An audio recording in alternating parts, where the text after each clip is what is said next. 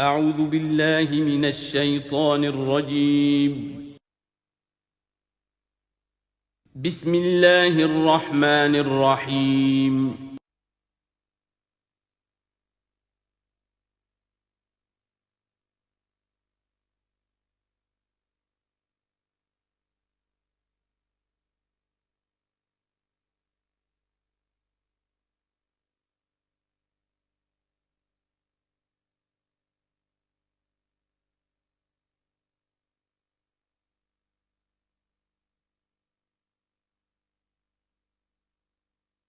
بسم اللہ اولہ و آخرہ۔ سورہ بقرہ کے ترجمے اور مختصر تشریح کے اختتام کے بعد اب ہمیں مکی اور مدنی صورتوں کے اس پہلے گروپ میں جو دو جوڑے مدنی صورتوں کے ہیں ان میں سے پہلے جوڑے کی دوسری صورت کا مطالعہ کرنا ہے۔ یہ سورہ آل عمران ہے۔ جیسا کہ اس سے قبل بھی میں آپ کو بتا چکا ہوں کہ جوڑے ہونے کی نسبت یہ ہے کہ ان دونوں چیزوں میں گہری مشابہت بھی ہو، مرد اور عورت بہت مشابہت بھی ہے لیکن کچھ فرق بھی ہو، اور جو فرق ہو وہ ایسا ہو کہ جس سے ایک دوسرے کے لیے کمپلیمنٹری ہو، ایک دوسرے سے مل کر کسی مقصد کی تکمیل ہوتی ہو۔ یہ نسبت زوجیت کی حقیقت ہے۔ اب آپ دیکھیں گے مشابہتیں جو ہیں بہت نمایاں جو سورہ بقرہ میں اور سورہ آل عمران میں ہیں کہ دونوں شروع ہوئی ہیں الف لام میم سے۔ دونوں کے شروع میں قرآن مجید کی عظمت کا بیان ہے، اگرچہ سورہ آل عمران میں اس کے ساتھ ہی تورات اور انجیل کا بیان بھی ہے۔ دونوں کے اختتام پر بڑی عظیم آیات آئی ہیں۔ وہ آیت ہم پڑھ چکے ہیں جو سورہ بقرہ کے اختتام پر آئی ہے، جو کہ ایک عظیم دعا پر مشتمل ہے۔ عظیم ترین دعاؤں میں سے اس کو شمار کیا جا سکتا ہے، ربنا لا تؤاخذنا ان نسینا او اخطانا۔ سورہ آل عمران کے آخری رکوع میں بھی ایک نہایت جامع دعا آئی ہے، وہ 3-4 آیتوں میں پھیلی ہوئی ہے، بڑی جامع دعا ہے۔ پھر جیسے میں نے آپ کو بتایا کہ سورہ بقرہ میں بھی یہ سورۃ الامتین ہے، دو امتوں سے بحث کر رہی ہے، گفتگو کر رہی ہے، خطاب کر رہی ہے۔ یہی معاملہ سورہ آل عمران کا بھی ہے، لیکن یہ فرق ہے کہ سورہ بقرہ میں زیادہ گفتگو ہے یہود کے بارے میں، اور سورہ آل عمران میں زیادہ گفتگو ہے نصارہ کے بارے میں۔ تو گویا کہ اس طرح وہ تکمیل ہو رہی ہے کہ اہل کتاب کا جو ایک طبقہ تھا اور اہم تر طبقہ تھا یہود، دینی اعتبار سے ان کی اہمیت زیادہ تھی، چاہے تعداد میں وہ کم تھے اور کم ہیں، لیکن یہ کہ دینی اعتبار سے ان کی اہمیت زیادہ رہی ہے۔ دوسرا طبقہ ہے یہ عیسائیوں کا، لیکن یہ کہ ان کا تذکرہ وہاں بہت کم آیا، یہاں آپ کو اس سورہ آل عمران میں زیادہ خطاب ان سے ملے گا۔ پھر جیسے سورہ بقرہ کا پہلا نصف جو ہے وہ 18 رکوعوں پر اور 152 آیات پر مشتمل تھا،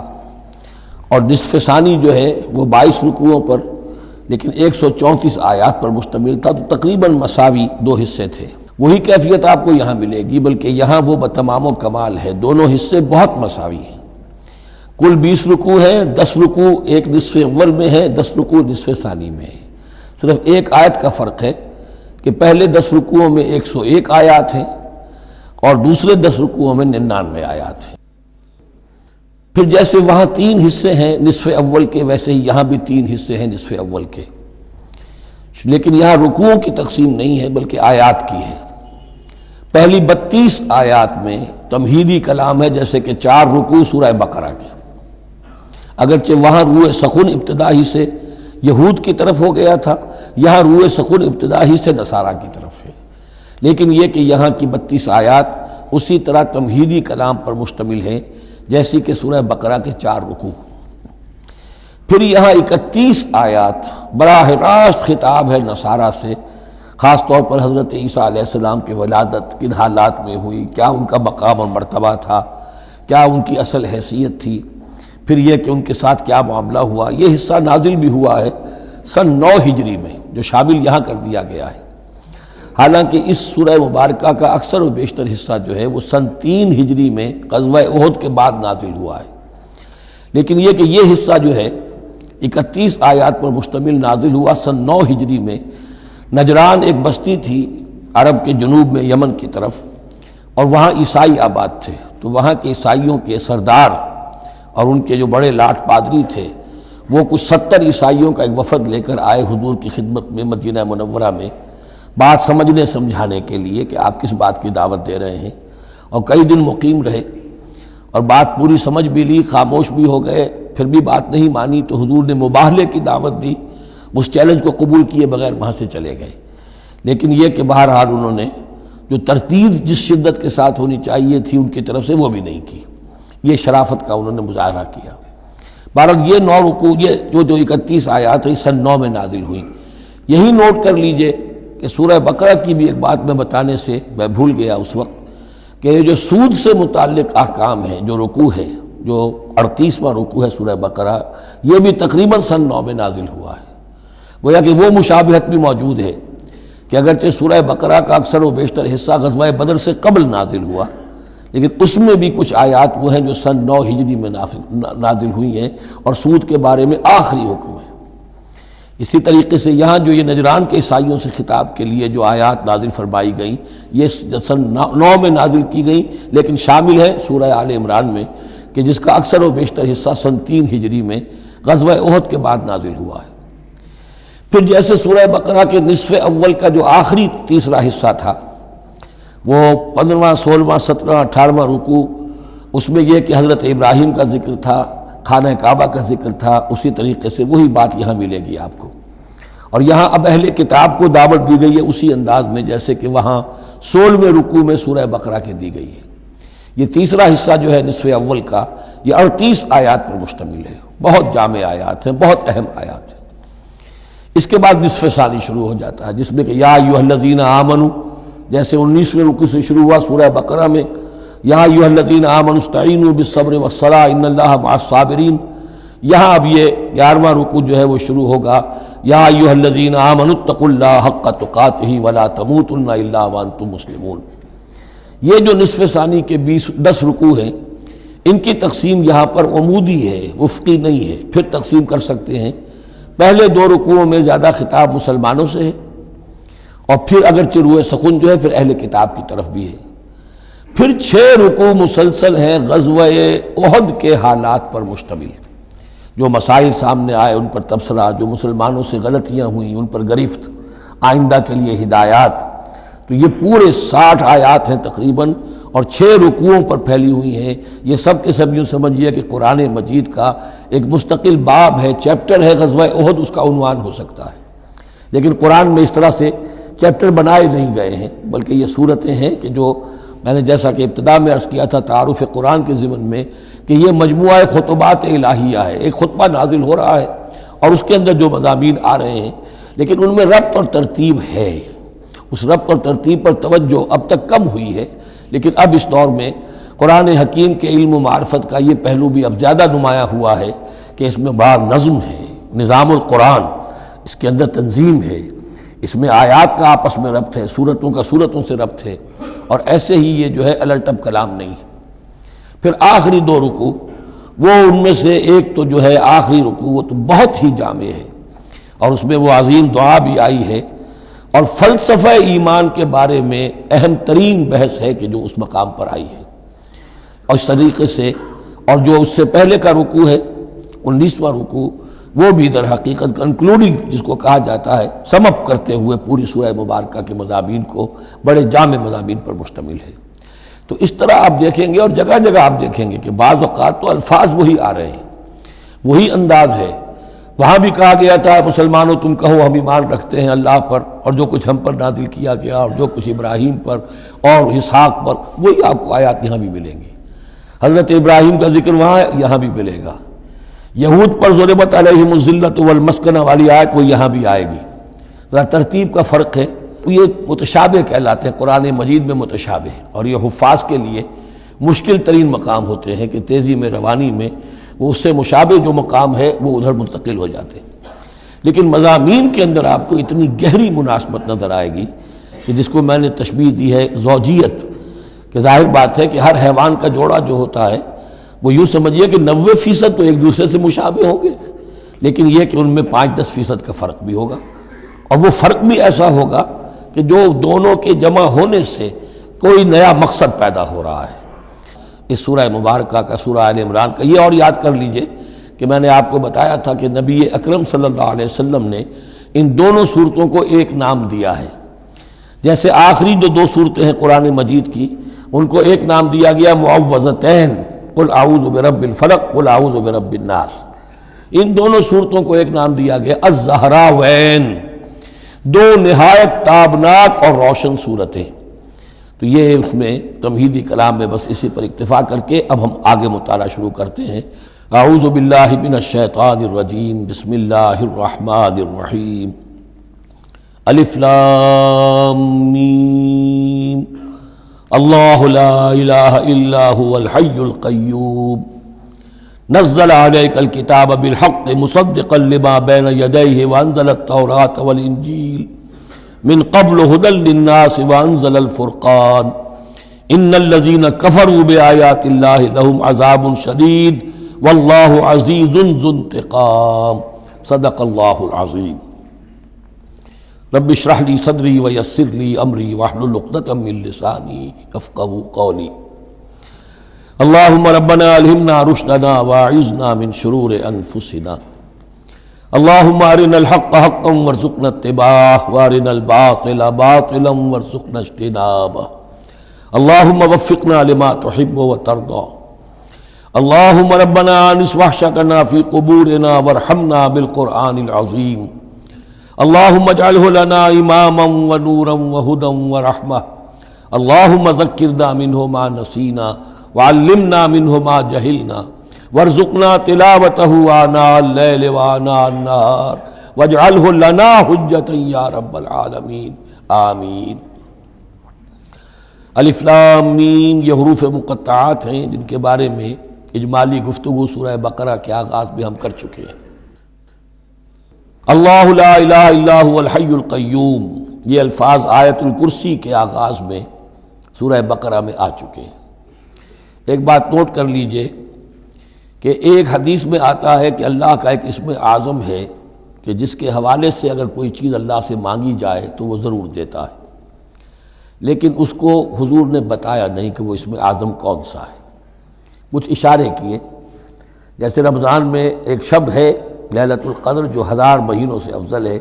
تعین کے ساتھ نہیں بتایا وہ کون سی، تاکہ تلاش کرو، زیادہ ذوق و شوق کا معاملہ ہو۔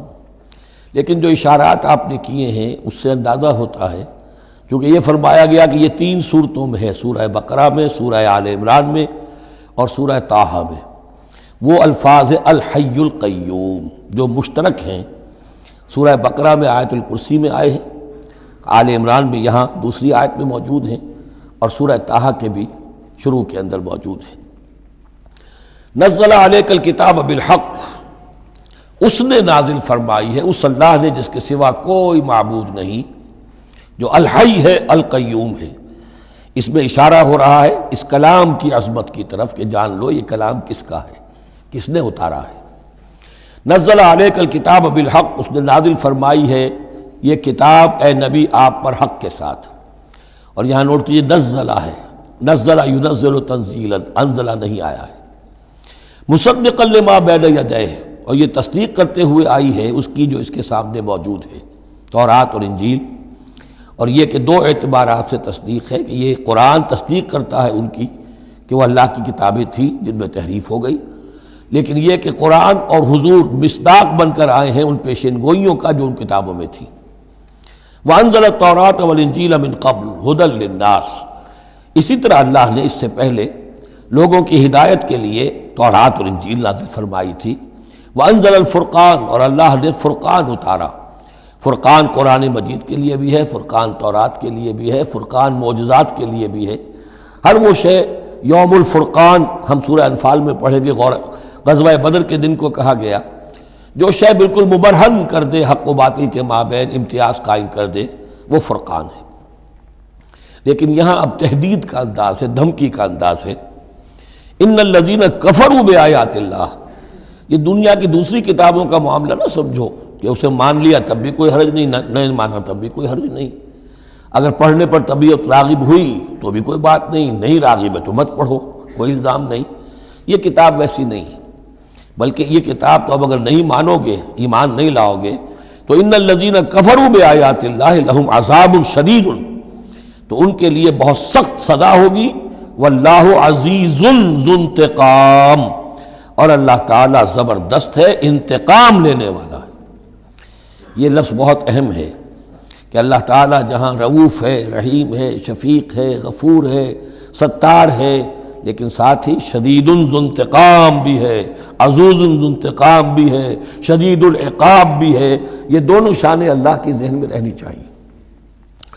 ان اللہ لا یخفی علیہ شیء فی الارض ولا فی السماء، یقیناً اللہ پر کوئی شے مخفی نہیں ہے، نہ آسمان کی نہ زمین کی۔ هو الذی یصورکم فی الارحام کیف یشاء،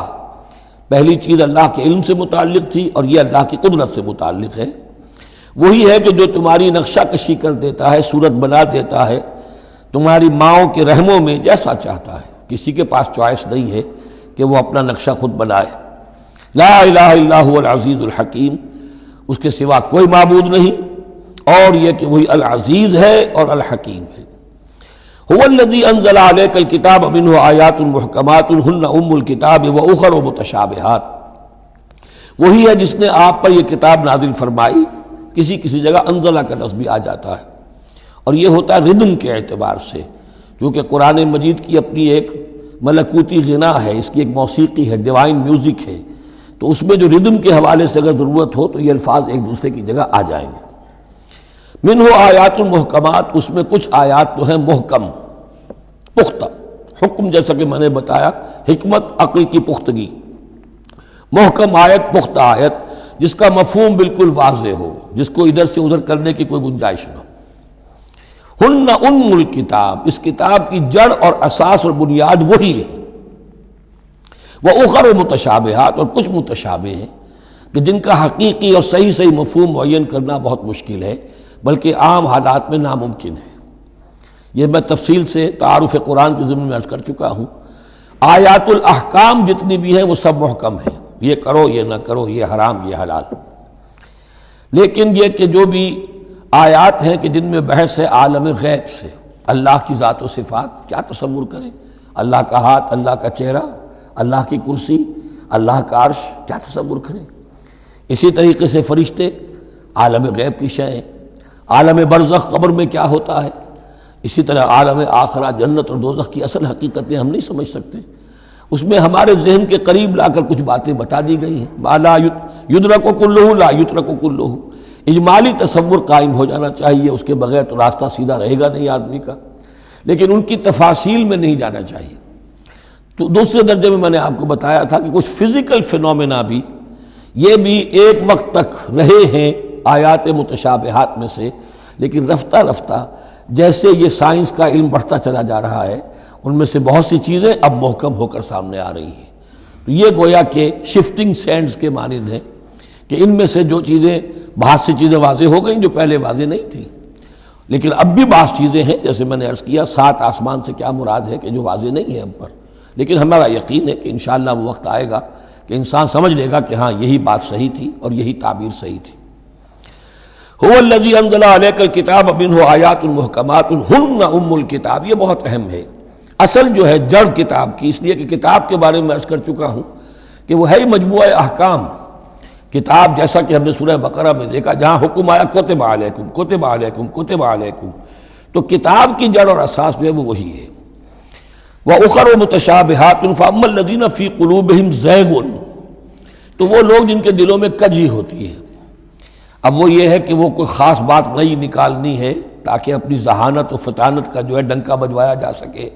یا کوئی اور فساد پیدا کرنا ہے، کوئی فتنہ پیدا کرنا ہے، ذہن ٹیڑھا ہو چکا ہے، اب اس ٹیڑھے ذہن کے لیے کوئی دلیل چاہیے قرآن سے، اب وہ متشابہات کے چکر میں لگیں گے، ان کے پیچھے پڑیں گے کہ کسی کے مفہوم کو میں اپنے من پسند مفہوم کی طرف موڑ سکوں۔ فَأَمَّا الَّذِينَ فِي قُلُوبِهِمْ زَيْغٌ فَيَتَّبِعُونَ مَا تَشَابَهَ مِنْهُ، تو وہ لوگ کہ جن کے دلوں میں کجی ہے وہ پیچھے لگتے ہیں ان کے کہ جو متشابہ ہیں، ان میں سے ابتغاء الفتنۃ، یا تو فتنہ اٹھانا چاہتے ہیں فتنے کی تلاش میں، وابتغاء تاویلہ، اور تلاش کرنے کے لیے کہ اس کی اصل حقیقت، اصل منشا، اصل مراد کیا ہے۔ یعنی یہ بھی ہو سکتا ہے کسی کا علمی ذوق ہی ایسا ہو جائے، اور یہ بھی ہو سکتا ہے کہ ایک شخص کی فطرت میں کجی ہو۔ وما یعلم تاویلہ الا اللہ، حالانکہ ان کا حقیقی مفہوم اللہ کے سوا کوئی نہیں جانتا۔ والراسخون فی العلم یقولون، اور جو لوگ علم میں راسخ ہیں، پختہ ہیں، جن کی جڑیں گہری ہو چکی ہیں علم میں، وہ کیا کہتے ہیں؟ یقولون آمنا بہ کل من عند ربنا، ہم ایمان لائے اس کتاب پر، قرآن پر، یہ کل کا کل ہمارے رب کی طرف سے ہے۔ جو بات صاف سمجھ میں آ گئی ہے اس پر عمل کریں گے، جو بات پوری طرح سمجھ میں نہیں آ رہی ہے انتظار کریں گے، لیکن یہ اجمالی یقین رکھیں گے کہ یہ ہے اللہ کی کتاب۔ آمنا بہ کل من عند ربنا وما یذکر الا اولو الالباب، لیکن یہ صحیح روش اور یہ نصیحت نہیں حاصل کر سکتے مگر وہی کہ جو ہوش مند ہیں، عقل مند ہیں۔ اور سب سے بڑی ہوش مندی یہ ہے کہ انسان اپنی عقل کی لیمیٹیشنز کو جان لے، میری عقل کی حدود کیا ہیں، عقل کہاں تک جا سکتی ہے۔ اگر انسان اپنی عقل کی حدود کو نہیں جانتا تو وہ پھر اولو الالباب میں سے نہیں ہے۔ عقل بڑی شے ہے لیکن یہ کہ اس کی حدود ہیں، ایک حد سے آگے یہ عقل تجاوز نہیں کر سکتی۔ گزر جا عقل سے آگے کہ یہ نور چراغ راہ ہے، منزل نہیں ہے۔ منزل تک پہنچانے والی شے جو ہے وہ عقل نہیں ہے، وہ قلب پہنچائے گا، لیکن یہ کہ بہرحال عقل ایک روشنی دیتی ہے، حقیقت کی طرف اشارے کرتی ہے۔ ربنا لا تزغ قلوبنا بعد اذ ہدیتنا، اور ان کا یہ قول ہوتا ہے اولو الالباب کا، اے رب ہمارے دلوں کو کج نہ ہونے دیجو اس کے بعد کہ تو نے ہمیں ہدایت دے دی ہے۔ وہب لنا من لدنک رحمہ، اور ہمیں تو خاص اپنے خزانہ فضل سے رحمت عطا فرما، انک انت الوہاب، یقیناً تو ہی سب کچھ دینے والا ہے، تیری ہی بارگاہ سے ملے گا۔ ربنا انک جامع الناس لیوم لا ریب فیہ، اے رب ہمارے یقیناً تو جمع کرنے والا ہے لوگوں کو اس دن جس دن میں کوئی شک نہیں ہے، قیامت کا دن، یوم القیامہ۔ ان اللہ لا یخلف المیعاد، یقیناً اللہ تعالی اس وعدے کے خلاف نہیں کرے گا، اپنے وعدے کی خلاف ورزی نہیں کرتا، لہذا جو اس نے بتایا ہے کہ وہ دن آئے گا وہ آ کر رہے گا۔ ان الذین کفروا لن تغنی عنہم اموالہم ولا اولادہم من اللہ شیئا، اب یہ ذرا تحدی کا انداز ہے، چیلنج کا انداز ہے۔ زمانہ نزول کے اعتبار سے آپ نے نوٹ کر لیا کہ یہ سن 3 میں نازل ہو رہی ہے سورہ مبارکہ غزوہ احد کے بعد، لیکن یہ کہ یہ رکوع جو ہے اس کے بارے میں گمان غالب ہے کہ یہ غزوہ بدر کے بعد نازل ہوئی ہے۔ غزوہ بدر جو ہے اس میں ایک طرف مسلمانوں کو بڑی زبردست فتح حاصل ہوئی تھی تو مسلمانوں کا مورال بہت بلند تھا، لیکن ایسی روایات بھی ملتی ہیں کہ جب مسلمان بدر سے کامیاب ہو کر، غازی بن کر، فتح یاب ہو کر واپس آئے تو جو یہودی قبیلے تھے مدینے کے، ان میں سے بعض لوگوں نے کہا کہ مسلمانوں اتنا نہ اتراؤ، یہ کچھ قریش کے ناتجربہ کار چھوکرے تھے جن سے تمہارا مقابلہ پیش آیا ہے، اگر ہم سے کبھی بات اس کا مقابلہ پیش آیا تو معلوم ہوگا، تب دن میں تارے نظر آئیں گے وغیرہ وغیرہ۔ تو اس پس منظر میں یہ الفاظ کہے جا رہے ہیں کہ نہیں، تمام کفار اسی طریقے سے آخر کار زیر ہوں گے اور اللہ کے دین کو غالب ہونا ہے، واللہ غالب علی امرہ ولکن اکثر الناس لا یعلمون۔ ان الذین کفروا لن تغنی عنہم اموالہم ولا اولادہم من اللہ شیئا، یقیناً جن لوگوں نے کفر کی روش اختیار کی ہرگز نہ بچا سکیں گے انہیں، نہ ان کے مال نہ ان کی اولاد اللہ سے کچھ بھی۔ وَأُولَٰئِكَ هُمْ وَقُودُ النَّارِ، اور وہ تو سب کے سب آگ کا ایندھن بنیں گے۔ کداب آل فرعون، تمہاری تو حیثیت ہی کیا ہے، چپندی کا شوربہ۔ آل فرعون کا معاملہ یاد کرو، ان کے ساتھ کیا ہوا تھا، شہنشاہ اور بڑے لاؤ لشکر والا، وفرعون ذی الاوتاد، کداب آل فرعون والذین من قبلہم، اور اسی پر کیا اس سے پہلے ثمود اور عاد جیسی قومیں زبردست جو ہیں اسی جزیرہ نما عرب میں رہی ہیں۔ کذبوا بآیاتنا، انہوں نے بھی ہماری آیات کو جھٹلایا تھا۔ فاخذہم اللہ بذنوبہم، تو اللہ نے پکڑا ان کو ان گناہوں کی پاداش میں۔ واللہ شدید العقاب، اور اللہ سزا دینے میں بہت سخت ہے۔ قل للذین کفروا، اے نبی کہہ دیجئے ان لوگوں سے جو کفر کی روش اختیار کر رہے ہیں، ستغلبون وتحشرون الی جہنم، تم سب کے سب مغلوب ہو کر رہو گے، دنیا میں مغلوب ہوگے اور پھر جہنم کی طرف گھیر کر لے جائے جاؤ گے۔ وبئس المہاد، اور وہ بہت برا ٹھکانہ ہے۔ قد کان لکم آیۃ فی فئتین التقطا، تمہارے لیے ایک نشانی آ چکی ہے ان دو گروہوں میں جو آپس میں جنہوں نے جنگ کی، یعنی بدر کی جنگ ہوئی، اس میں ایک طرف مسلمان تھے، ایک طرف مشرکین مکہ تھے، تمہارے لیے نشانی موجود ہے۔ قد کان لکم آیۃ فی فئتین التقطا فئۃ تقاتل فی سبیل اللہ، اس میں سے ایک جماعت وہ تھی، ایک گروہ وہ تھا جو اللہ کی راہ میں جنگ کر رہا تھا، واخری کافرۃ، اور دوسرا گروہ جو ہے وہ کافر تھا، یرونہم مثلیہم رأی العین، وہ دیکھ رہے تھے اپنی آنکھوں سے کہ ان سے دگنے ہیں۔ اب اس کے کئی معنی کیے گئے ہیں، ایک یہ بھی ہے کہ مسلمانوں کو تو کھلا نظر آ رہا تھا کہ ہم سے دگنی فوج ہے، بلکہ 3 گنی تھی۔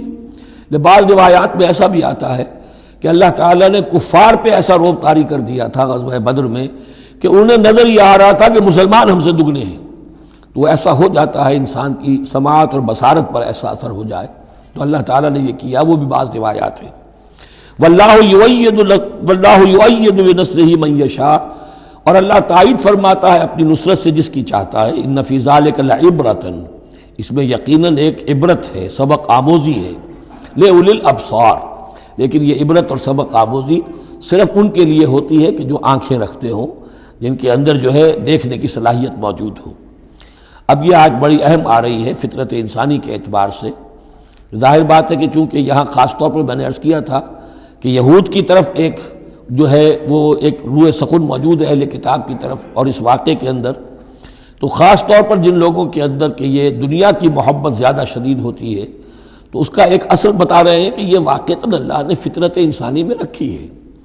اس لیے کہ یہ دنیا جو ہے اسے اللہ نے چلانا ہے، اس کی رونقیں رکھنی ہے جب تک اس کی مرضی ہے، قیامت تک تو اسے آباد رکھنا ہے۔ اولاد پیدا ہوگی تو دنیا قائم رہے گی، نسل چلے گی، مرد اور عورت کی ایک دوسرے کے ساتھ کشش ہوگی تو اولاد پیدا ہوگی، اور یہ تمام چیزیں جو ہیں، دولت کی کوئی طلب ہوگی تو آدمی محنت کرے گا، مشقت کرے گا، کمائے گا۔ تو اس لیے یہ چیزیں فطرت انسانی میں ہیں، یہ بیسک اینیمل انسٹنکٹس ہیں۔ بس ضرورت اس بات کی ہوتی ہے کہ انسٹنکٹس کو دبا کر رکھا جائے، اللہ کی محبت، اللہ کی شریعت کو اس سے بالا تر رکھا جائے، بس یہ نہیں ہے کہ ان کو ختم کر دیا جائے۔ سیلف اینیہیلیشن اسلام میں نہیں ہے، یہ رہبانیت ہے کہ اپنے نفس کو کچل دو، ختم کر دو، نہیں، سیلف کنٹرول، اپنے آپ کو کنٹرول میں رکھو۔ یہ منہ زور گھوڑا ہے نفس انسانی کا، لیکن جتنا طاقتور گھوڑا ہوگا اتنا ہی آپ کے لیے تیز دوڑنا جو ہے وہ آسان ہوگا، لیکن جتنا منہ زور اور طاقتور گھوڑا ہے اتنا ہی اسے قابو میں رکھنے کی ضرورت بھی ہے، ورنہ اگر اس کے رحم و کرم پر سوار آ گیا تو جہاں چاہے گا پٹخنی دے دے گا۔ تو اس اعتبار سے سیلف کنٹرول ہو، گھوڑا پورا قابو میں ہو۔ البتہ یہ ہے کہ سیلف کو، اپنے نفس کو،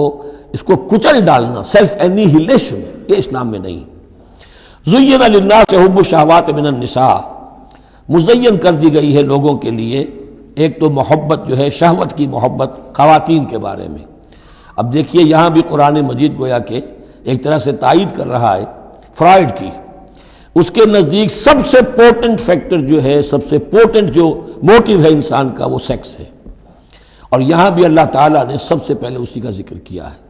اگرچہ میرے نزدیک ضروری نہیں ہے، اس لیے کہ دوسری جگہوں پر پیٹ جو ہے، معاشی ضرورت یہ اس سے بھی سخت ہو جاتی ہے، لیکن یہ کہ واقعتاً یہ حضور نے بھی فرمایا ہے صلی اللہ علیہ وسلم، ما ترکت بعدی فتنۃ اضر علی الرجال من النساء، میرے بعد اب مردوں کے لیے عورتوں کے فتنے سے بڑا فتنہ اور کوئی نہیں ہے۔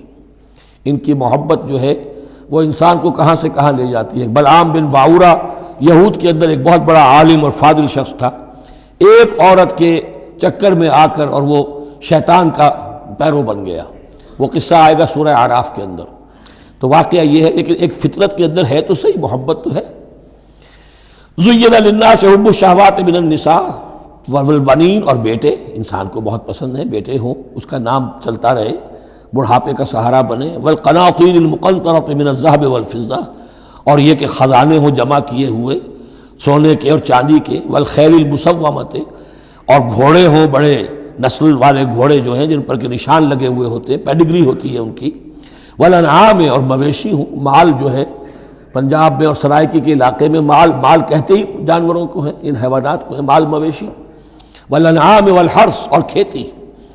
ذالک متاع الحیات الدنیا، بس جو نقطۂ اعتدال ہے وہ یہ ہے کہ جان لو یہ ساری چیزیں اس دنیا کی زندگی کا ساز و سامان ہے۔ اس زندگی کے لیے ضروریات کی حد تک ان سے فائدہ اٹھانا، اس میں کوئی بری بات نہیں، لیکن واللہ عندہ حسن المآب، لیکن اللہ کے پاس ہے اچھا لوٹنا۔ وہ جو ہے جو اللہ کے پاس ہے اس کے مقابلے میں یہ کچھ بھی نہیں۔ اگر یہ ایمان بالآخرہ ہے تو پھر تو انسان ان تمام چیزوں کو، اپنے تمام جذبات و میلانات کو ایک حد کے اندر رکھے گا، اس سے آگے نہیں آنے دے گا۔ لیکن اگر ان میں سے کوئی ایک شے بھی اتنی زوردار ہو گئی اس کی محبت کہ آپ کے دل کے اوپر اس کا قبضہ ہو گیا تو بس آپ گئے، اب وہی ند ہے، وہی اب آپ کا معبود ہے، چاہے وہ دولت ہو، چاہے وہ کوئی اور شے ہو، وہ اب آپ کا معبود بن جائے گی۔ قُلْ أَنَبِّئُكُمْ بِخَيْرٍ مِّن ذَلِكُمْ، ان سے کہیے کہ کیا میں تمہیں بتاؤں کہ ان تمام چیزوں سے بہتر شے کون سی ہے؟ لِلَّذِينَ اتَّقَوْا عِندَ رَبِّهِمْ جَنَّاتٌ تَجْرِی مِن تَحْتِهَا الْأَنْہَارُ خَالِدِینَ فِیہَا، وہ لوگ کہ جو اپنے رب کا تقوی اختیار کرتے رہے۔ تقوی یہی ہے کہ اپنے نفس کا بھی حق ہے دو، ان لنفسک علیک حقا، لیکن ناجائز راستے سے نہیں۔ تمہارے پیٹ کا بھی حق ہے، اس کا ادا کرو، لیکن عقل حلال سے۔ تمہاری اولاد کا تم پر حق ہے، ان لنفسک علیک حقا وان لزوجک علیک حقا وان لزورک علیک حقا، تمہارے ملاقاتی آتے ہیں ان کا بھی تم پر حق ہے، وہ حقوق ادا کرو، لیکن اللہ سے اوپر کسی حق کو فائق نہ کر دینا، بس یہ ہے اصل بات۔ اگر تو یہ اگر حفظ مراتب نہ کنی زندگی، اگر یہ حفظ مراتب نہیں ہوگا تو گویا کہ اب آپ گئے، دین اور دنیا سب گئی۔ تو للذین اتقوا عند ربہم جنات، ان کے لیے ایسے باغات ہیں تجری من تحتہا الانہار، جن کے دامن میں ندیاں بہتی ہوں گی، خالدین فیہا، اس میں وہ ہمیشہ رہیں گے، وازواج مطہرۃ، اور بڑی ہی پاک عورتیں ہوں گی، ورضوان من اللہ، اور اللہ کی رضوان ہوگی، اللہ کی رضا ہوگی جو سب سے بڑی شے ہے، واللہ بصیر بالعباد، اور یقیناً اللہ تعالیٰ اپنے بندوں کو دیکھ رہا ہے۔ الذین، وہ کون سے بندے ہیں اس کے خاص؟ الذین یقولون ربنا اننا آمنا، جو یہ کہتے رہتے ہیں پروردگار ہم ایمان لے آئے، فاغفر لنا، بس ہمیں بخش دے، ذنوبنا، ہمارے گناہ، وقنا عذاب النار، اور ہمیں آگ کے عذاب سے بچائیو۔ اب ان کی بدہ میں الفاظ استعمال ہو رہے ہیں، یہ کون لوگ ہیں جو یہ دعا کرتے ہیں؟ ان کے یہ اوصاف ہیں، اور اس میں گویا کہ تلقین ہے، اگر اللہ سے یہ دعا کرنا چاہتے ہو کہ اللہ تمہیں تمہارے گناہ بخش دے اور تمہیں جہنم کے عذاب سے بچائے، تو یہ اوصاف اپنے اندر پیدا کرو۔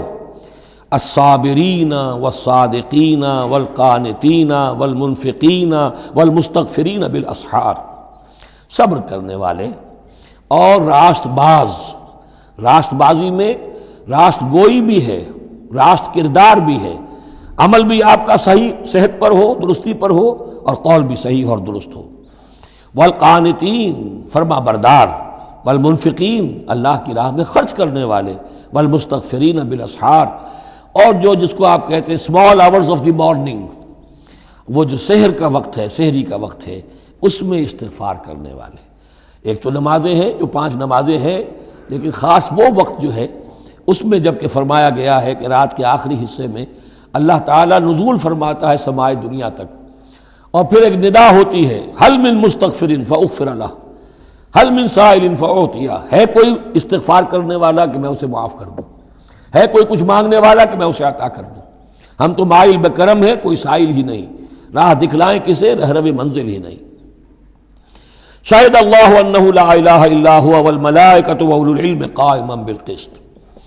اللہ خود گواہ ہے کہ اس کے سوا کوئی معبود نہیں، سب سے بڑی گواہی تو اللہ کی ہے، والملائکۃ، اور سارے فرشتے گواہ ہیں، واولو العلم، اور اولو العلم بھی اس پر گواہ ہیں۔ یہ اولو العلم جو ہے، اولو الالباب، اولو العلم الذین یعقلون، یہ وہ لوگ ہیں کہ جو ان کائناتی آیات کے حوالے سے اللہ کو پہچان لیتے ہیں اور اس کو مان لیتے ہیں کہ وہی معبود برحق ہے۔ جو ہم نے 20ویں رکوع کی پہلی آیت پڑھی تھی سورہ بقرہ کی، ان فی خلق السماوات والارض واختلاف اللیل والنہار والفلک التی تجری فی البحر بما ینفع الناس، اور یہ تمام بہت سے فینومینا آف دی نیچر بیان کر کے لآیات لقوم یعقلون، تو جو یعقلون ہیں، جو اولو الالباب ہیں، اولو العلم ہیں، وہ بھی گواہ ہیں کہ اللہ کے سوا کوئی معبود نہیں۔ لیکن یہاں جو اہم ترین لفظ ہے وہ اب آ رہے ہیں، قائما بالقسط، وہ قسط اور عدل کا قائم کرنے والا ہے۔ وہ جو میں نے کل عرض کیا تھا کہ ہم بھی سمجھتے ہیں کہ اللہ عدل قائم کرتا ہے اور عدل کرے گا، البتہ یہ کہ اہل سنت کے نزدیک یہ کہنا جو ہے سوء ادب ہے کہ اللہ پر عدل کرنا واجب ہے، اللہ پر کسی شے کا وجوب نہیں، لیکن اللہ کو عدل پسند ہے، اللہ کو واللہ یحب المقسطین، اللہ خود بھی عدل فرمائے گا، لا الہ الا هو العزیز الحکیم، اس کے سوا کوئی معبود نہیں ہے، وہ زبردست ہے، کمال حکمت والا۔ ان الدین عند اللہ الاسلام، دین تو اللہ کے نزدیک پسندیدہ اور اللہ تعالیٰ کے ہاں منظور شدہ دین ایک ہی ہے، وہ الاسلام ہے۔ یہ صورت اس اعتبار سے، اور یہ بھی سورہ بقرہ اور سورہ آل عمران کے حوالے سے آپ سمجھ لیجئے، سورہ بقرہ میں ایمان پر زیادہ زور ہے۔ آمن الرسول بما انزل الیہ من ربہ، ایمانیات، شروع میں بھی ایمانیات، درمیان میں آیا بر میں ایمانیات۔ اس سورہ مبارکہ میں اسلام پر زیادہ زور ہے۔ اب ان دونوں میں بھی ایک نسبت ہے خاص، جس کو بھی تفصیل میں جانے کا موقع نہیں ہے۔ ان الدین عند اللہ الاسلام، آگے چل کر آیت آئے گی وَمَن يَبْتَغِ غَيْرَ الْإِسْلَامِ دِينًا فَلَن يُقْبَلَ مِنْهُ،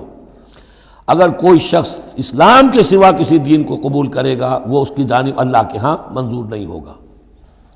وَمَا اخْتَلَفَ الَّذِينَ أُوتُوا الْكِتَابَ إِلَّا مِن بَعْدِ مَا جَاءَهُمُ الْعِلْمُ بَغْيًا بَيْنَهُمْ، یہ اسلام ہمیشہ سے چلا آ رہا ہے، حضرت آدم سے اسلام چلا آ رہا ہے۔ یہ وہی آیات جو تھی آیت الاختلاف، اس کا گویا کہ خلاصہ آ گیا۔ اور جن لوگوں نے اختلاف کیا ہے، یہ پگڈنڈیاں نکالی ہیں، غلط راستوں پر مڑ گئے ہیں، تو یہ اس کے بعد کہ ان کے پاس علم آ چکا تھا، اور اصل سبب بغیم بینہم، ضدم ضدہ، دی ارج ٹو ڈومینیٹ۔ ومن یکفر بآیات اللہ، اور جو کوئی اللہ کی آیات کا انکار کرتا ہے، فإن اللہ سریع الحساب، تو اللہ تعالیٰ کو حساب لیتے دیر نہیں لگے گی، وہ بڑی تیزی کے ساتھ حساب لے لے گا۔ فإن حاجوک، پھر اے نبی اگر یہ آپ سے محاجہ کرتے ہیں، حجت بازی کرتے ہیں، دلیل بازی کرتے ہیں، مناظرے کرتے ہیں، فقل، تو آپ تو آخری بات کہہ دیجئے دو ٹوک، فقل اسلمت وجہی للہ ومن اتبعنی، دیکھو بھائی میں نے تو اپنا چہرہ اللہ کے سامنے جھکا دیا ہے، اور انہوں نے بھی جو میرا اتباع کر رہے ہیں، ہم نے ایک راستہ اختیار کر لیا، لکم دینکم ولی دین، ہمارا یہ راستہ، تم جدھر جانا چاہتے ہو جاؤ، جس پگڈنڈی پر مڑنا چاہتے ہو چلے جاؤ، جس کھائی میں گرنا چاہتے ہو جاؤ، دفع ہو جاؤ۔ فقل اسلمت وجہی للہ ومن اتبعنی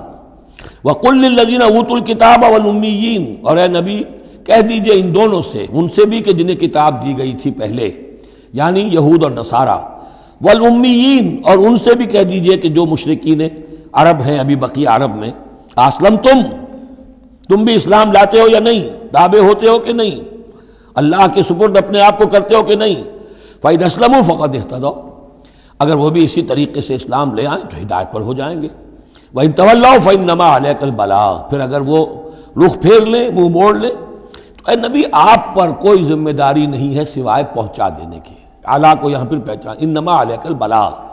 آپ کے ذمے ہے پہنچا دینا، آپ نے ہمارا پیغام پہنچا دیا، ہماری دعوت ان تک پہنچا دی، ہماری آیات انہیں پڑھ کر سنا دی، اب آگے چوائس ان کا ہے، آپ پر ذمہ داری نہیں ہے کہ یہ لوگ ایمان کیوں نہیں لائے۔ وَلَا تُسْأَلُوا عَنْ أَصْحَابِ الْجَحِيمِ، یہ سورہ بقرہ میں ہم پڑھائے ہیں۔ وَاللَّهُ بَصِيرٌ بِالْعِبَادِ، باقی اللہ تعالیٰ اپنے بندوں کو دیکھ رہا ہے، وہ ان سے حساب کتاب کر لے گا، وہ معاملہ اس کا ان سے نبٹ لے گا۔ آپ کے ذمے جو فرض تھا آپ اس فرض کو ادا کرتے رہیے۔ ان الذین یکفرون بآیات اللہ ویقتلون النبیین بغیر حق،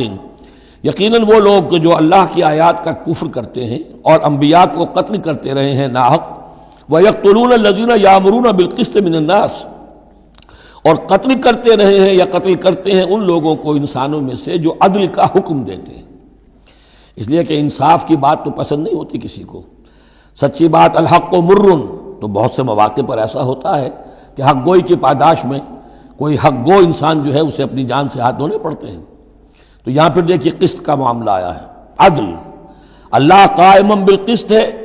اور اللہ کے محبوب بندے وہی ہیں کہ جو انبیاء کے علاوہ وہ لوگ کہ جو عدل کا حکم دیں، انصاف کا ڈنکا بجانے کی کوشش کریں۔ تو فرمایا وَيَقْتُلُونَ الَّذِينَ يَأْمُرُونَ بِالْقِسْطِ مِنَ النَّاسِ، تو ایسے لوگ جنہیں کہ جو کہ ایسے لوگوں کو قتل کریں، فَبَشِّرْهُمْ بِعَذَابٍ أَلِيمٍ، تو اے نبی انہیں بشارت سنا دیجئے دردناک عذاب کی۔ اس میں ایک طنز ہے، بشارت، عذاب کی بشارت، یہ طنزیہ کلام ہے۔ اولئک الذین حبطت اعمالہم فی الدنیا والآخرہ، یہ وہ لوگ ہیں کہ جن کے تمام اعمال دنیا اور آخرت میں حبط ہو گئے۔ قریش کو یہ زوم تھا کہ ہم خادم کعبہ ہیں اور ہمارے پاس جو ہے یہ لوگ آتے ہیں، حج کرتے ہیں، ہم ان کی دعوت کرتے ہیں، کھانا کھلاتے ہیں، پانی پلاتے ہیں، سقایا ہے، تو ہماری اتنی خدمتیں ہیں، اللہ تعالیٰ کے ہاں جو ہے ہمیں بہرحال ان خدمتوں کے حساب میں ہمیں بخش دیا جائے گا۔ فرمایا وہ سارے اعمال حبط ہو جائیں گے اگر وہ شکل نہیں ہے۔ اگر تو صحیح پورے دین کو اختیار کرو گے تو ٹھیک ہے، ورنہ یہ کہ اولئک الذین حبطت اعمالهم فی الدنیا والآخرہ، بڑے سے بڑے چیریٹی کے کام کیے ہوں، چیریٹیبل انسٹیٹیوشنز قائم کر دی ہوں، کوئی حیثیت نہیں رکھتی اللہ کے نگاہ میں۔ وما لهم من ناصرین، اور ان کا پھر کوئی مددگار نہیں ہوگا۔ الم تر الی الذین اوتوا نصیبا من الکتاب، کیا تم نے غور نہیں کیا ان لوگوں کی حالت پر جنہیں کتاب کا ایک حصہ دیا گیا تھا؟ اوتو مجہول کا صیغہ، یہ جیسا کہ میں نے عرض کیا جہاں کوئی مذمت کا پہلو ہوتا ہے تو اس میں یہ مجہول کا صیغہ آتا ہے۔ جنہیں کتاب کا ایک حصہ دیا گیا تھا، یدعون الی کتاب اللہ لیحکم بینہم، اب انہیں بلایا جاتا ہے اللہ کی کتاب کی طرف کہ وہ ان کے مابین فیصلہ کرے۔ ثم یتولی فریق منہم وہم معرضون، پھر ان میں سے ایک گروہ جو ہے پیٹھ موڑ لیتا ہے اعراض کرتے ہوئے، یعنی یہ کہ مانتے بھی ہیں کتاب کو لیکن اس کے فیصلے کو تسلیم کرنے کے لیے تیار نہیں۔ ذالک بانہم قالوا لن تمسنا النار الا ایاما معدودات، یہ مضمون آ چکا ہے سورہ بقرہ میں۔ یہ کیوں ڈھٹائی ہو رہی ہے؟ جو مانتے بھی ہیں اور پھر عمل نہیں کر رہے، انہیں بتایا جاتا تم اس کتاب پر ایمان رکھتے ہو، اس میں یہ لکھا ہے یہ سود حرام ہے، کیا کر رہے ہو، یہ شے حرام ہے، کس کام میں لگے ہوئے ہو؟ لیکن نہیں، کیوں اڑ جاتا ہے انسان؟ اس کی تشخیص کر دی۔ ذالک بانہم قالوا، یہ اس وجہ سے ہے کہ انہوں نے یہ عقیدہ گھڑ لیا ہے کہ لن تمسنا النار الا ایاما معدودات، ہمیں تو چھو ہی نہیں سکتی آگ جہنم کی مگر گنتی کے چند دن۔ جب یہ عقیدہ ہے تو پھر کاہے کو انسان دنیا کا نقصان برداشت کرے؟ بابر میں عیش کوش کے عالم دوبارہ نیست، حلال سے حرام سے جائز سے ناجائز سے جو بھی عیش حاصل کیا جا سکتا کرنا چاہیے، بخش تو دیا ہی جانا ہے۔ یہ عقیدہ ہے کہ جو در حقیقت ایمان بالآخرت کی نفی کر دیتا ہے۔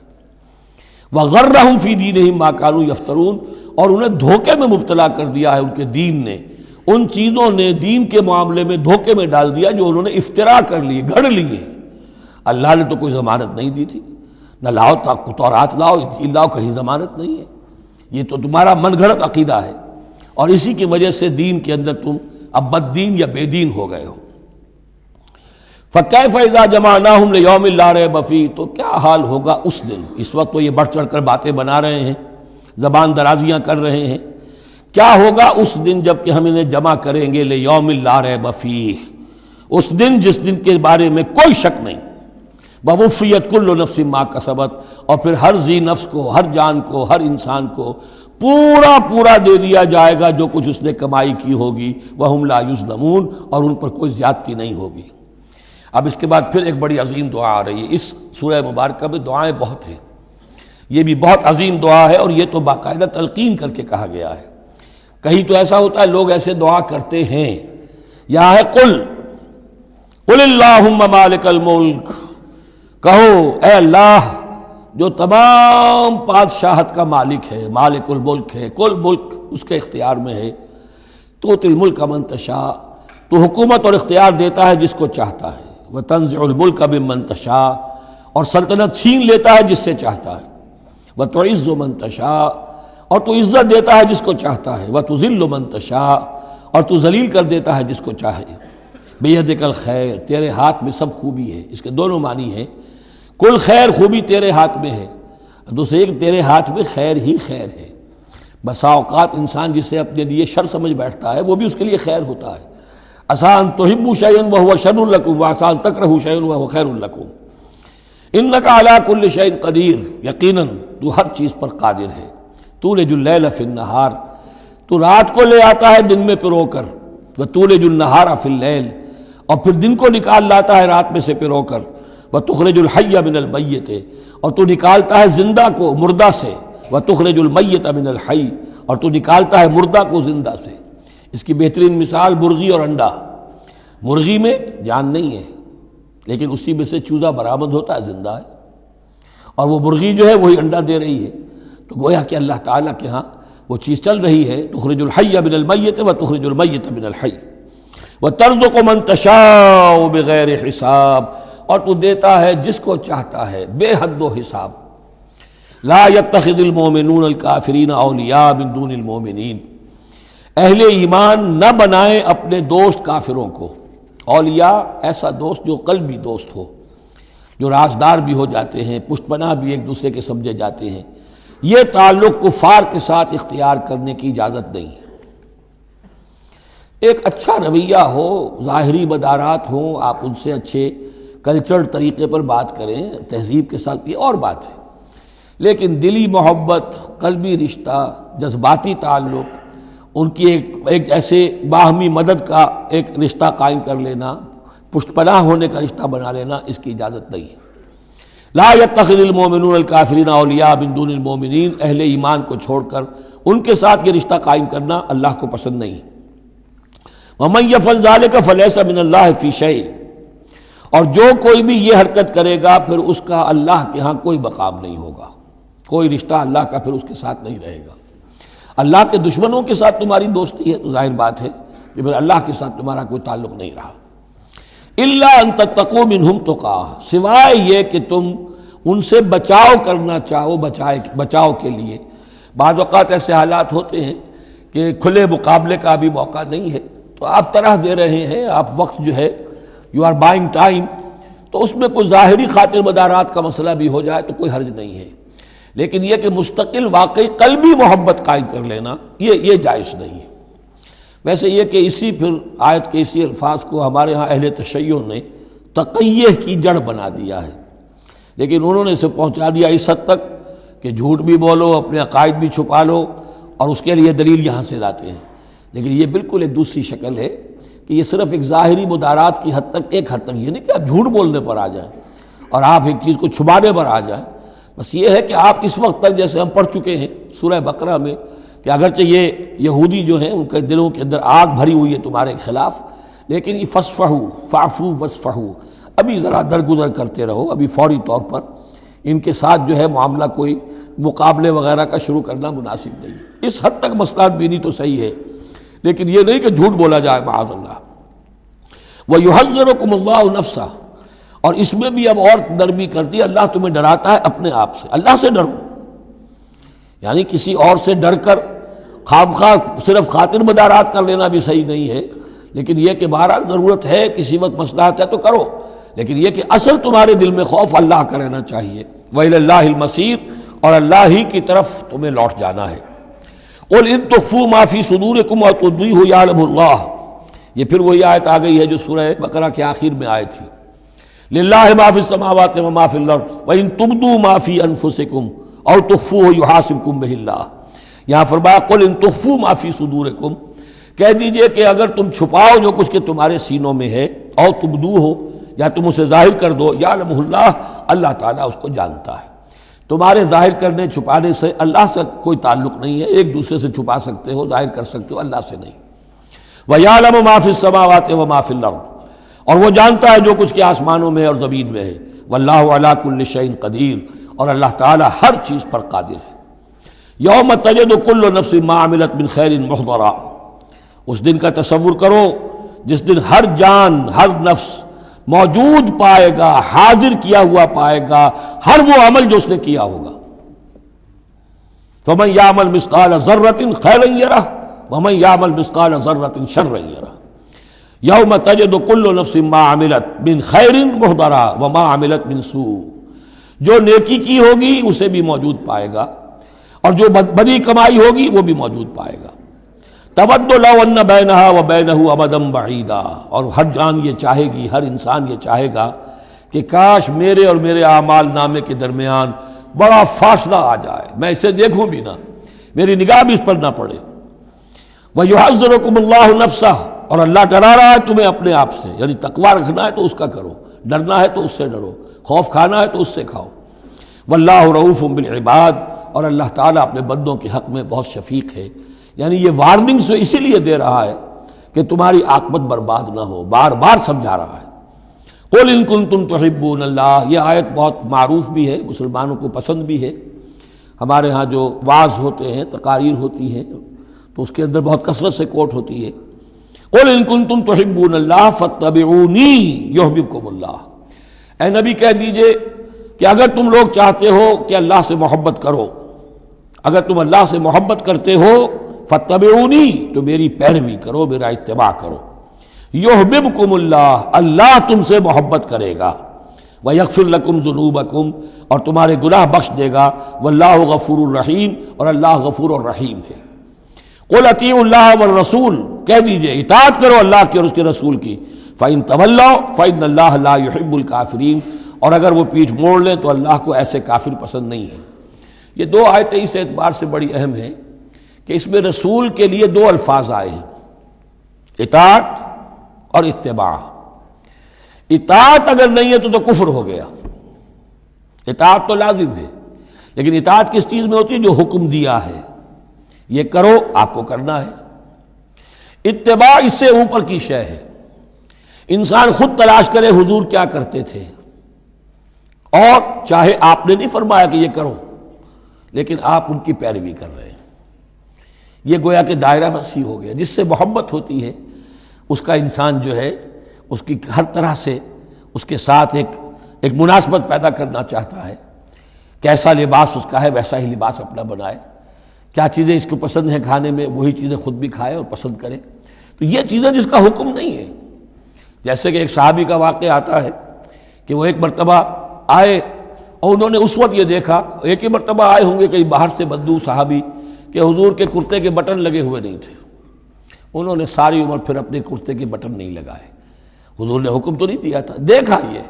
کہ محمد اس شان میں تھے اس وقت، تو پھر اس کے بعد اسی کو لازم کر لیا۔ اس اتباع میں یہ بات بھی آ جائے گی کہ اگرچہ دین کے کچھ تقاضے ایسے ہیں کہ جس درجے میں محمد الرسول اللہ صلی اللہ علیہ وسلم نے ان کو پورا کیا، اس درجے میں پورا کرنا کسی انسان کے بس میں نہیں ہے، پھر بھی اس کی کوشش کرتے رہنا یہ اتباع کا تقاضا ہے۔ مثلا حضور نے کوئی مکان نہیں بنایا، حضور نے کوئی جائیداد نہیں بنائی، حضور نے جیسے ہی وحی کا آغاز ہوا کوئی دنیاوی کام نہیں کیا، کوئی تجارت نہیں کی، ایک ایک لمحہ اپنی توانائی کی ایک ایک رمق وہ لگا دی کس کام کے لیے؟ اللہ کے دین کی دعوت اور اللہ کے دین کی اقامت، اس کو قائم کرنے کے لیے۔ اب سب کے لیے تو اس مقام تک تو پہنچنا مشکل ہے، لیکن یہ کہ آئیڈیل یہ رہے، اسی کی طرف انسان چلنے کی کوشش کرتا رہے، میکسیمم جتنا بھی اپنا وقت فارغ کرے، اپنے وسائل فارغ کرے اور لگائے اس کام کے اندر، تو اتباع کا جو ہے کم سے کم تقاضا اس وقت پورا ہوگا۔ ہاں جو حکم دے دیا گیا یہ حلال ہے، یہ حرام ہے، یہ فرض ہے، یہ واجب ہے، اس کا تو اگر معاملہ اس کی پیروی نہیں ہو رہی تو پھر تو وہ کفر ہے۔ لیکن اتباع اگر آپ کر رہے ہیں تو اتباع جو ہے وہ پھر اللہ کا محبوب بن جانا ہے۔ اگر تم اللہ سے محبت کرتے ہو تو میرا اتباع کرو، میری پیروی کرو، دیکھو میں کیا کر رہا ہوں، میرے کیا شب و روز ہے، کن کاموں میں میری توانائیاں لگ رہی ہیں، کیا دلچسپیاں ہیں میری دنیا کے اندر، ان چیزوں کے اندر تم میری پیروی کرو۔ فاتبعونی یحببکم اللہ، تم اللہ کے محب نہیں محبوب بن جاؤ گے۔ واللہ غفور الرحیم، اور اللہ غفور الرحیم ہے۔ باقی دوسرا درجہ جو نچلا ہے، قل اطیعوا اللہ والرسول، اطاعت تو اللہ اور اس کے رسول کی کرنی ہی کرنی ہے۔ فإن تولوا، اور اگر اس اطاعت سے بھی موڑے، فإن اللہ لا يحب الکافرین، تو اللہ کو ایسے کافر تو پسند نہیں ہے، کیونکہ پھر اطاعت رسول کا انکار تو کفر ہو گیا۔ یہاں وہ پہلا حصہ جو ہے نصف اول کا ثلث اول، یعنی نصف اول جو ہے سورہ مبارکہ کا، میں نے عرض کیا تھا کہ اس میں پہلی آیات 32 ہیں، جنرل ہیں، تمہیدی ہیں، دین کے بڑے جو گہرے اصول ہیں وہ ہیں، دعائیں تلقین کی گئی ہیں، محکمات اور متشابہات کا فرق واضح کیا گیا ہے۔ لیکن اب دوسرے حصے میں سارا خطاب جو ہے وہ براہ راست عیسائیوں سے ہے، اور انہیں بتانا یہ ہے کہ حضرت عیسیٰ کو جو تم نے معبود بنا لیا، یا تو تثلیث کی شکل دے دی ٹرینٹی، یا گاڈ انکارنیٹ بنا دیا۔ تثلیثیں بھی دو طرح کی رہی ہیں، اللہ بھی اور مریم بھی اور عیسیٰ بھی، اور دوسری تثلیث جو ہے جو اب دنیا میں عام ہے وہ ہے اللہ اور روح القدس اور حضرت عیسیٰ۔ تو یہ جو تثلیثیں تم نے ایجاد کر لی کہ کوئی بنیاد نہیں ہے، یہ تمہاری کج روی ہے، تم نے غلط شکل اختیار کی ہے۔ عیسیٰ علیہ السلام بہت برگزیدہ پیغمبر تھے، ہاں ان کی ولادت معجزانہ طریقے پر ہوئی ہے، لیکن اگر ان کی ولادت معجزانہ طریقے پر ہوئی ہے تو ان سے متصلاً قبل یحییٰ کی جو ولادت ہوئی ہے وہ بھی معجزانہ ہوئی ہے، وہ بھی کوئی کم معجزہ نہیں تھا۔ تو معجزے، اور پھر آدم کی جو ولادت ہوئی یا آدم کو جو پیدا کیا اللہ نے، تو ظاہر بات ہے کہ وہ اپنی جگہ پر جہاں سے نسل انسانی کا آغاز ہوا، تو یہی بات اگر دلیل ہو جائے الوہیت کی تو یہ تو پھر آدم کو بھی الہ مانو اور یحییٰ کو بھی الہ مانو۔ تو ساری بحث اس پر ہو رہی ہے۔ ان اللہ اصطفى آدم ونوحا وآل ابراہیم وآل عمران علی العالمین، یقیناً اللہ نے چن لیا آدم کو اور نوح کو اور آل ابراہیم کو اور آل عمران کو تمام جہان والوں پر،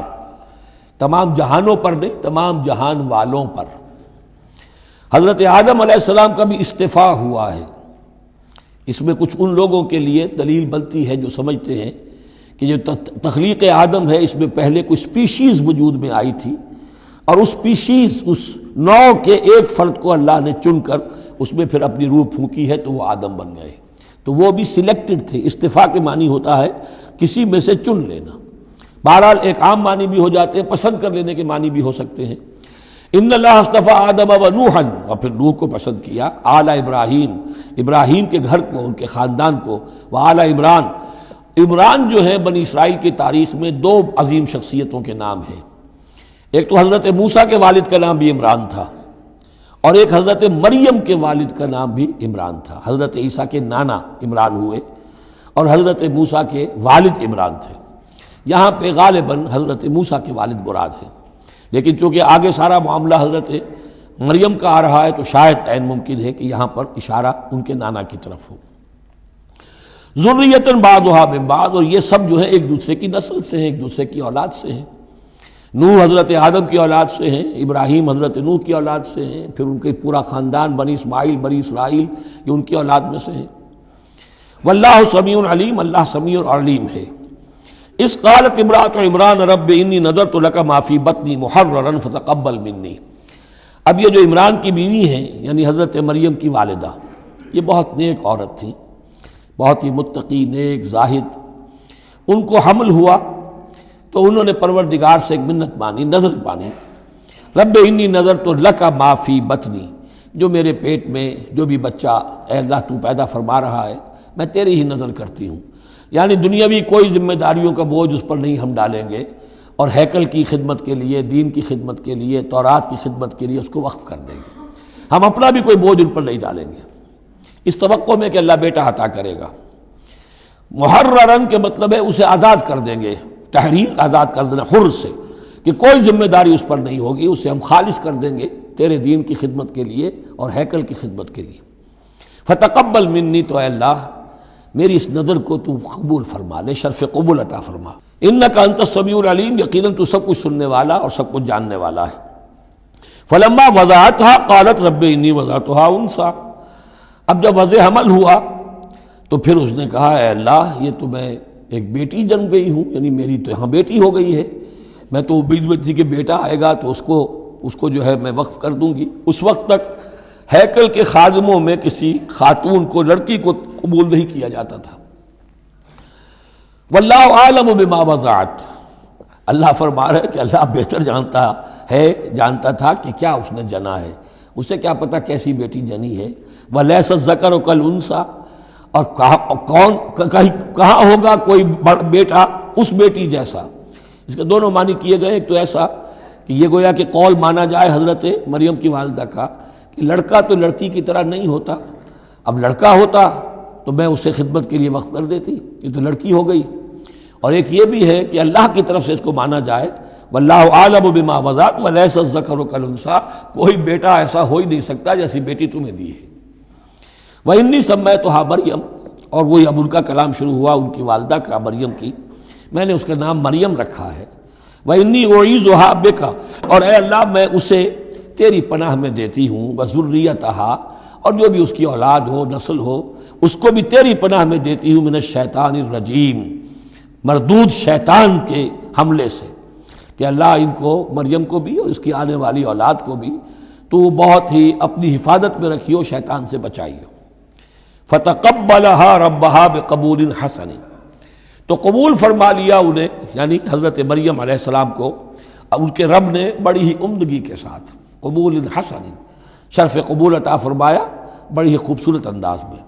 وانبتها نباتا حسنا، اور ان کی پرورش کی بہت ہی عمدہ طریقے پر، بہت اعلیٰ طریقے پر۔ وکفلها زکریا، اور ان کو کفالت میں دے دیا، تربیت میں دے دیا حضرت زکریا کے۔ یہ حضرت زکریا جو ہیں یہ خالو تھے حضرت عیسیٰ علیہ السلام کے، حضرت مریم کے خالو۔ تو ہم ان کی تحویل میں، اور وہ اس وقت کے چیف کاہن تھے، chief priest of the temple, ہیکل سلیمانی کے وہی نبی بھی تھے، اور وہی وہاں کے سب سے بڑے جو ہیں، جو آج کل ہم سمجھتے ہیں مجاور وغیرہ، تو وہ مقام ان کا کاہنوں کا ہوتا تھا۔ وَكَفَّلَهَا زَكَرِيَّا كُلَّمَا دَخَلَ عَلَيْهَا زَكَرِيَّا الْمِحْرَابَ، جب کبھی بھی زکریا ان کے پاس جاتے تھے محراب میں، وجد عندها رزقا، وہ دیکھتے تھے محراب حجروں کی شکل کے اندر جو جیسے بنے ہوتے ہیں مسجدوں کے ساتھ، تو ایسے ایک حجرہ ان کو دے دیا گیا کہ یہ اللہ کے لیے نذر کی گئی ہے اور ان کو قبول کر لیا گیا ہے، تو اب ان کے لیے یہاں پر یہ حجرہ ہے، اس میں وہ رہتی ہیں۔ لیکن جب بھی وہ حجرے میں جاتے تھے تو دیکھتے تھے ان کے پاس کھانا، میوے رکھے ہیں بغیر موسم کے، اور بعض لوگوں کی رائے یہ بھی ہے کہ یہاں سے مراد مادی کھانا نہیں ہے بلکہ علم و حکمت، کہ جب حضرت زکریا ان سے بات کرتے تھے تو یہ کہ انہیں حیران رہ جاتے تھے کہ اس لڑکی کو یہ اس قدر حکمت کہاں سے مل گئی، اتنی معرفت کہاں اس کو حاصل ہوئی۔ قال یا مریم انا لک ھذا، وہ پوچھتے اے مریم یہ تمہیں کہاں سے چیزیں ملتی ہیں، یہ کھانے کہاں سے آ جاتے ہیں، یہ بے موسمی پھل کہاں سے آ جاتے ہیں، یا یہ علم و حکمت کی باتیں تمہیں کیسے معلوم ہوتی ہیں؟ قالت هو من عند اللہ، تو وہ کہتی تھیں یہ سب اللہ کی طرف سے ہے، اس کا فضل ہے، اس کا کرم ہے۔ ان اللہ یرزق من یشاء بغیر حساب، یقیناً اللہ تعالیٰ جس کو چاہتا بغیر حساب عطا کرتا ہے۔ ہنالک دعا زکریا ربہ، ہنالک یہ بالکل اس طرح سے دیر اینڈ دین، جب یہ مشاہدہ ہوا حضرت زکریا کو تو انہوں نے بھی ایک دعا کی اپنے پروردگار سے۔ ہنالک دعا زکریا ربہ رب قال رب هب لی من لدنک ذریۃ طیبہ، اے اللہ مجھے بھی بڑی کوئی پاکیزہ اولاد عطا کر دے۔ بہت بوڑھے ہو چکے تھے، ان کی اہلیہ جو ہیں وہ بھی بہت بوڑھی ہو چکی تھی، ضعیفہ تھی، اور ساری عمر بانجھ رہی تھی، لاولد تھے۔ یہ ساری تفصیل پھر سورہ مریم کے اندر مزید کھل کر آئے گی، اس لیے کہ یہی مضامین وہاں بیان ہوئے تھے مکی دور میں، جب کہ ہجرت حبشہ کے لیے مسلمان گئے تھے، تو وہاں جا کر سورہ مریم کی آیات جو ہیں وہ پھر حضرت عبداللہ ابن جعفر نے پڑھ کر سنائی تھی۔ اس مناسبت سے یہ مضامین آپ کو سورہ مریم میں بھی ملیں گے۔ ساری عمر بوڑھے رہے اور بے اولاد رہے، لیکن اب وہ ایک دبی ہوئی خواہش، چنگاری، وہ بھڑک اٹھی، اے اللہ اس بچی کو تو یہ کچھ دے سکتا ہے تو تیری قدرت ہے مجھے بھی ذریۃ طیبہ، پاکیزہ اولاد عطا فرما۔ انک سمیع الدعاء، یقیناً تو دعا کا سننے والا ہے۔ فنادت الملائکۃ، تو فرشتوں نے انہیں پکار کر کہا، ندا کی، وہو قائم یصلی فی المحراب، اور وہ کھڑے ہوئے نماز پڑھ رہے تھے اپنی محراب میں، ان کا بھی حجرہ تھا۔ ان اللہ یبشرک بیحییٰ، اللہ تعالیٰ تمہیں بشارت دیتا ہے زکریا یحییٰ کی، مصدقا بکلمۃ من اللہ، جو تصدیق کرے گا ایک ایسے شخص کی جو اللہ کا خاص کلمہ ہوگا، یعنی حضرت عیسیٰ، کلمۃ منہ، یہ بعد میں باتیں آئیں گی، وسیداً، اور سردار ہوگا، وحسوراً، اور تجرد کی زندگی گزارے گا، ونبیا من الصالحین، اور نبی ہوگا صالحین میں سے۔ یہاں نوٹ کر لیجئے کہ آخری مدح کا لفظ جو حضرت یحییٰ کے لیے آیا ہے وہ نبی ہے، نبیا من الصالحین۔ قال رب انا یکون لی غلام، ابھی خود دعا کر رہے تھے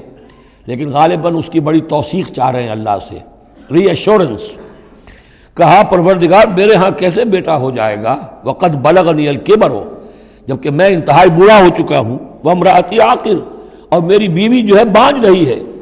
قال کذلک اللہ یفعل ما یشاء، تو انہوں نے کہا کہ اللہ نے فرمایا کہ اللہ کرتا ہے اسی طرح، یا فرشتوں نے جواب دیا جو چاہتا ہے کرتا ہے، اسے اسباب کی احتیاج نہیں ہے، اسباب اس کے محتاج ہیں، اللہ اسباب کا محتاج نہیں ہے۔ قال رب اجعل لی آیہ، انہوں نے عرض کیا پروردگار میرے لیے کوئی نشانی مقرر کر دے، مجھے معلوم ہو جائے کہ واقعی ایسا ہونا ہے اور واقعی یہ کلام جو میں سن رہا ہوں تیری طرف سے ہے۔ قال آیتک الا تکلم الناس ثلاثۃ ایام الا رمزا، اللہ نے فرمایا کہ اب نشانی یہ ہے تمہارے لیے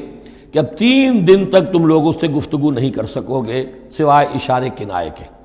یعنی قوت گویائی سلب ہو گئی ان کی، اب وہ بول نہیں سکتے تھے 3 دن تک۔ وَاذْكُرْ رَبَّكَ كَثِيرًا، اپنے دل میں اپنے رب کو یاد کرتے رہو کثرت کے ساتھ۔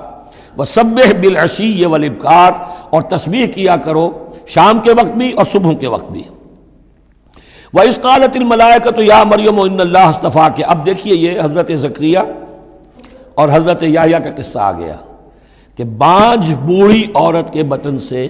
شدید ضعیفی کی عمر میں حضرت زکریا کو اللہ نے یحییٰ جیسا بیٹا دے دیا، تو کیا یہ عام قانون کے مطابق ہے؟ یہ بھی تو معجزہ تھا۔ اسی طریقے سے اس سے ذرا بڑھ کر ایک معجزہ ہے کہ جو حضرت مسیح کا ہے کہ وہاں باپ کا معاملہ نہیں ہے۔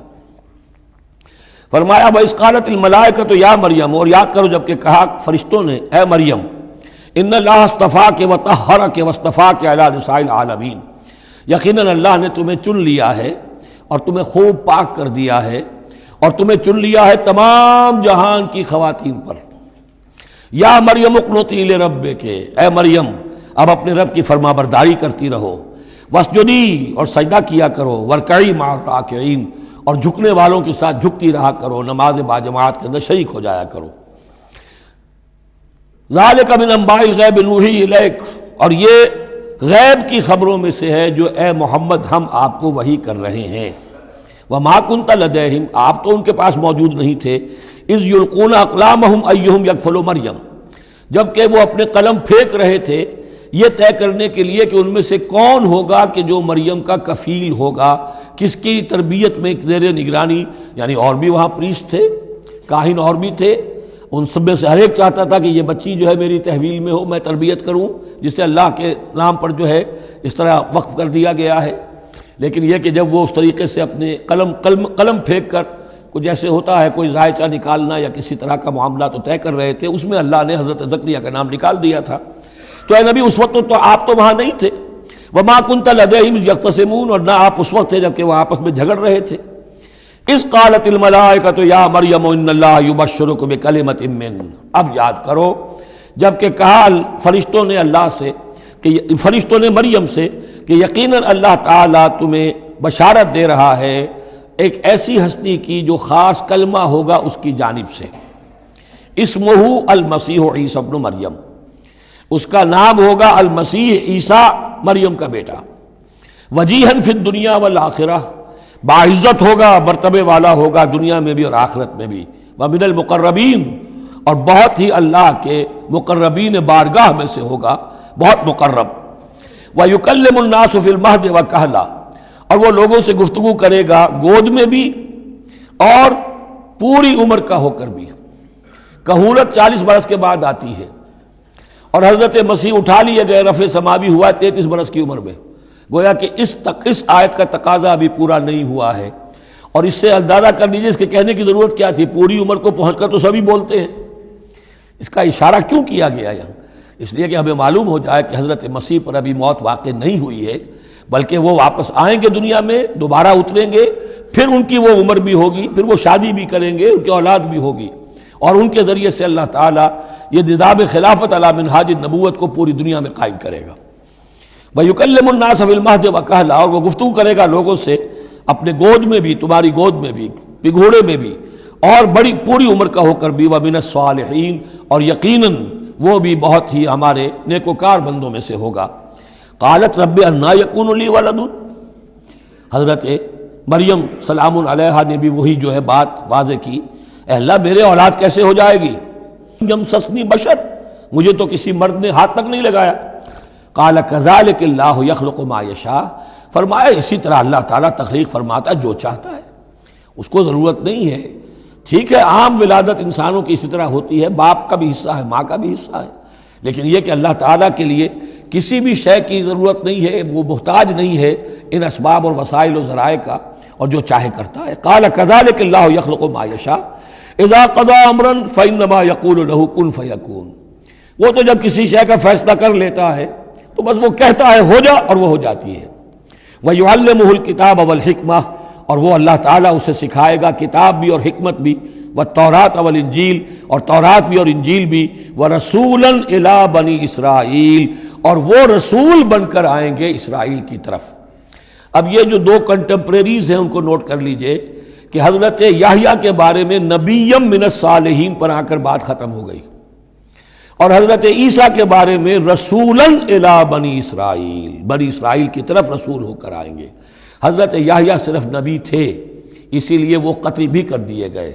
حضرت عیسیٰ رسول تھے، رسول قتل نہیں ہو سکتے، اسی لیے ان کو زندہ آسمان پر اٹھا لیا گیا۔ یہ بہت اہم مضمون ہے کہ جو یہاں بھی آپ کو سمجھ لینا چاہیے۔ اس کے بعد ان کے بعد معجزات کا تذکرہ ہے، وہ انشاءاللہ اب اگلی نشست میں پڑھیں گے۔ بارک اللہ لی و لکم فی القرآن العظیم و نفعنی و ایاکم بالآیات والذکر الحکیم۔